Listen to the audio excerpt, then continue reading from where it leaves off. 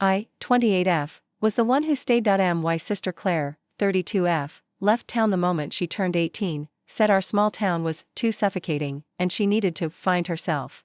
In reality, she moved in with her rich boyfriend, married up, and never looked back. When Mom died suddenly 5 years ago, Dad was devastated. He started forgetting things. First it was birthdays, then appointments, then entire conversations. The doctors confirmed it, early onset Alzheimer's. I was 23. Still in college. I dropped out without hesitation and moved back home to take care of him. Claire? She sent flowers. For the next 4 years, I was Dad's everything. I managed his meds, kept the house afloat with 2 part-time jobs, watched him fade day by day. Some days, he thought I was Mom. Others, he'd scream and accuse me of stealing from him. I cried. A lot. But I stayed. Claire called maybe twice a year. She'd always say, "You're such a good daughter, I could never do what you do," as if that made things better, and then Dad died, peacefully, in his sleep. I was there, holding his hand. Claire arrived 2 days later, in heels and a designer coat, smelling like expensive perfume. She cried dramatically at the funeral and acted like she was the grieving daughter of the year. I said nothing. The real bomb dropped a week later. We met with Dad's lawyer to hear the will. I assumed everything would be split 50-50, even though Claire hadn't lifted a damn finger in years, but when the lawyer opened the envelope, his face went pale. He cleared his throat. "Your father changed his will 6 months before his death. Everything, the house, the savings, the land, goes to Claire." My world stopped. Claire looked just as shocked. But not in a good way. She whispered, "Wait, what?" I stood up. This must be a mistake.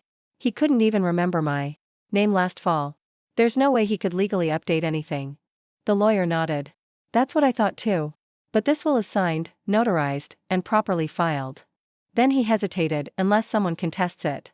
So I contested it. I demanded an investigation. Claire freaked out. Said I was being greedy, disrespectful, selfish. I reminded her she hadn't seen him in 4 years.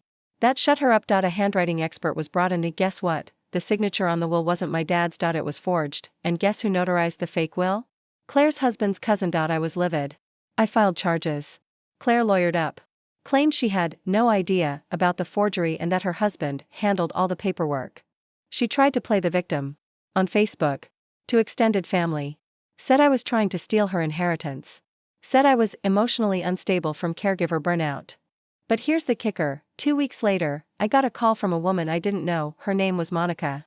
She was a nurse at a private memory care facility in the next town over. She said, "I recognize your father's photo.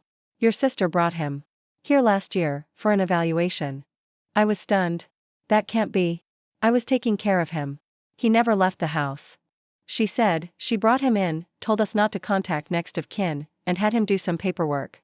I didn't think much of it, until I saw your name on a news post about the will case. Claire took Dad, when he was barely lucid, to sign fake documents. She exploited him while I was working night shift to pay bills. She forged the rest with her husband's cousin to make it legal. It all came out in court. The will was voided. Claire and her husband were charged with fraud and elder abuse. She got community service and probation. Her husband lost his job at the firm. They're divorcing now, and me, I inherited everything, legally this time, but honestly?